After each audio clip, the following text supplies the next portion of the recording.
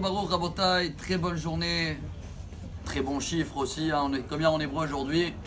Le 26. Dès qu'on parle de 26, on sait que c'est le nom d'Hachem.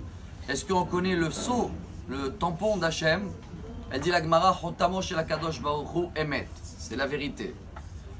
Dans la paracha, on a toute l'histoire de la naissance de Yaakov et Esav.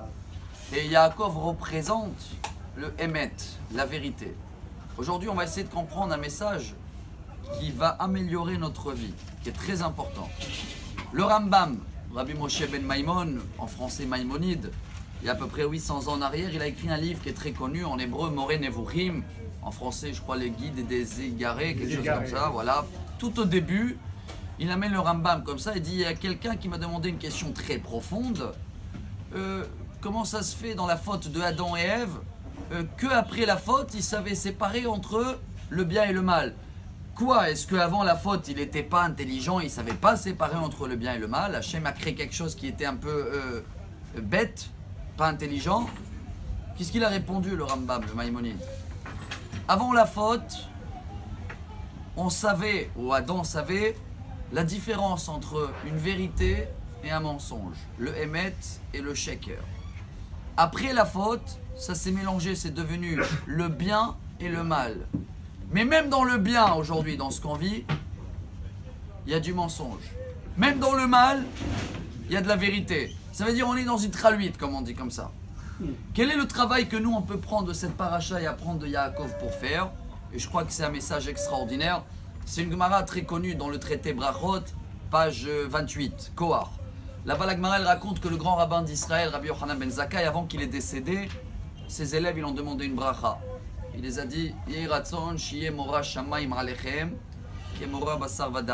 je vous bénis qu'avant de faire une faute, vous allez craindre plutôt les personnes, les voisins et la communauté, et comme craindre Dieu comme vous craignez les voisins et votre entourage. Ils ont dit, c'est ça la bracha?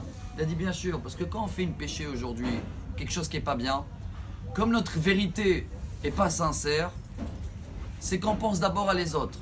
Et en terminant pour dire, ça veut dire quoi? Il y a un grand rabbin, Rabbi Cheskel Levinstein, on lui a demandé quelle heure il est. Il essayait de dire, il est 9h, 3 minutes et 33 secondes à peu près. Bon, aujourd'hui, si quelqu'un te demande quelle heure il est, tu vas le dire comme ça, ils vont se moquer de toi. Mais lui nous a appris de dire à peu près. Ne dis pas, je parle pour moi, je te rappelle dans 2 minutes. Si tu le fais pas, c'est que tu sors un mensonge de ta bouche. Pardon, tu sors pas la vérité. Si tu veux être dans le comportement, dans le chiffre 26, dans le sceau d'Hachem, venez on apprend sur nous aujourd'hui, voilà la halakha du jour, hein, de comprendre le message de Yaakov et d'essayer de sortir dans notre bouche, pas des mensonges.